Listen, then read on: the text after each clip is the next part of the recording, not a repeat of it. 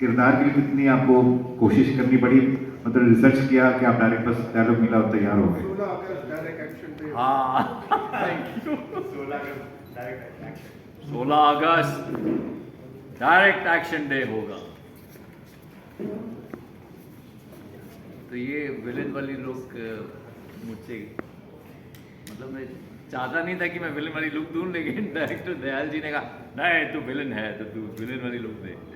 Anyways jokes apart, तो थोड़ा homework किया था, लेकिन जिना साहब की ज़्यादा फुटेज तो है नहीं। यूट्यूब में जो भी मैंने फुटेज देखी तो उसमें बहुत ही धीरे बोलने वाले इंसान थे।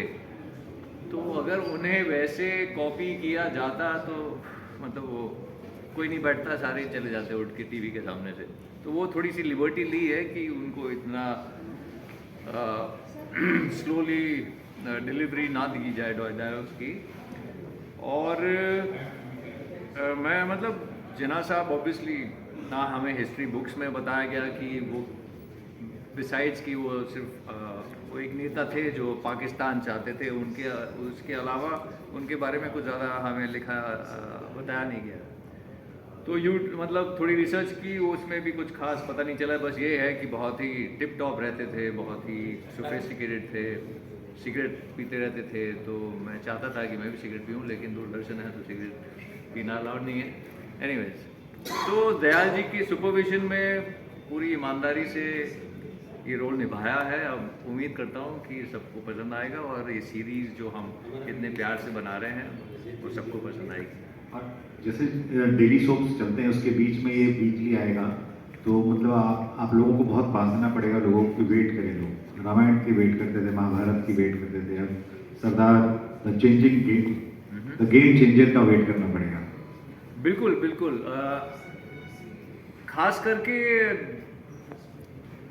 ऑनेस्टली स्पीकिंग ये जो करंट यूथ जनरेशन है उनको इल्म भी नहीं है आज़ादी के समय के नेताओं की और उनकी जर्नी जो रही है। तो मुझे उम्मीद है कि ऐसा कुछ उनमें एक इच्छा पैदा होगी कि हाँ इस सीरीज़ के माध्यम वो जाने कि हिस्ट्री वाकई में क्या थी, सरदार पटेल कौन थे, फलाना कौन था, ढलाना कौन था।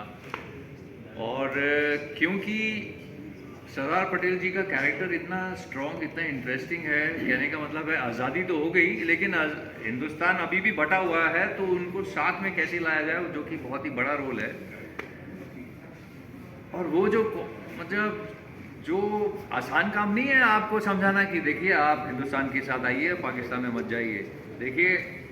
तो मतलब बहुत ही ट्रिकी सिचुएशन रही होगी उनके लिए, मतलब ऐसे अंदाज लगाना बहुत मुश्किल है। तो इस रजित जो इतना अच्छा काम कर रहे हैं एज सरदार पटेल, वो शायद मुझे भी हम सबको बताएं कि भाई ये मुझे शब्द नहीं मिल रहे हैं, we has to step into Sardar Patel shoes to understand कि भाई क्या सिनारियो है, इसे कैसे संभाला जाए, नहीं तो हिंदुस्तान टूट जाएगा। तो आई एम श्योर कि ऑडियंस वेट करेगी अगले एक हफ्ते की कि अच्छा आगे क्या हुआ, अच्छा आगे क्या हुआ, मुझे ऐसा लगता है। Thank you, all the best. Thank you. Specially हमारे श्री गौरव साहब, श्रीमती कंचन जी और तमाम डीके सिंह जी, संजय सिंह जी, तमाम वहाँ के दूरदर्शन वालों ने इतना सपोर्ट किया दिल खोल के, तन मन धन से, और इतना रेस्पेक्ट दिया। वही रेस्पेक्ट से होके हम एक्साइटेड होके किए, तो दूरदर्शन का ही श्रेय है और दूरदर्शन वालों के सपोर्ट से इतना अच्छा बन सका है। तो मैं once again I am very grateful and बहुत बहुत धन्यवाद सीओ साहब श्री गौरव जी, गौरव त्रिवेदी जी, कंचन प्रसाद जी, उनकी पूरी टीम, डीके सिंह जी, संजय जी और तमाम लोग,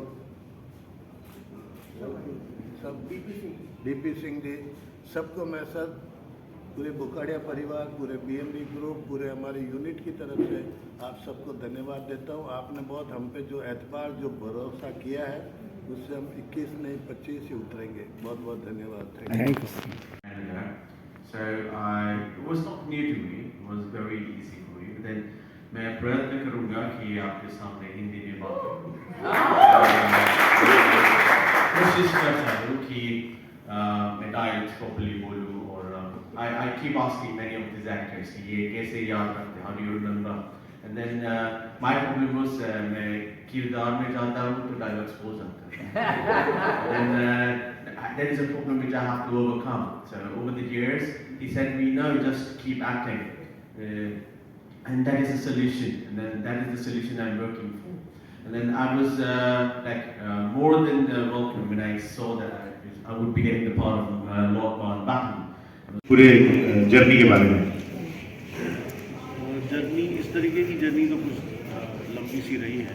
मैंने अपना करियर शुरू किया था श्याम बेनेगल साहब के साथ, तो उनके साथ मैंने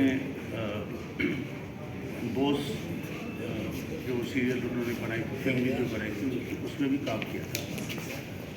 और फिर एक जो संविधान करके एक सीरियल बनी थी, उसमें भी मैं श्याम बेनेगल के साथ था।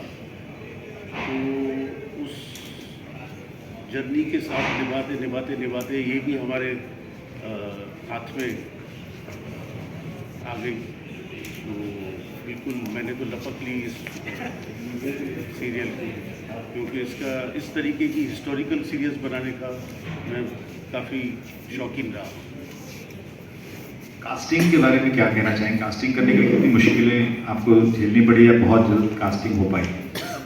बहुत डिफ़िकल्ट जॉब है, लेकिन इसका दूसरा कोई शॉर्टकट नहीं है। हमें कास्टिंग करनी ही है, हमें वो कैरेक्टर्स चाहिए ही चाहिए, तो हमें वो कैरेक्टर्स लाने ही होंगे, निकालने ही होंगे, सब एक्टर्स को ढूंढना होगा और कैरेक्टर्स को लाना ही पड़ेगा।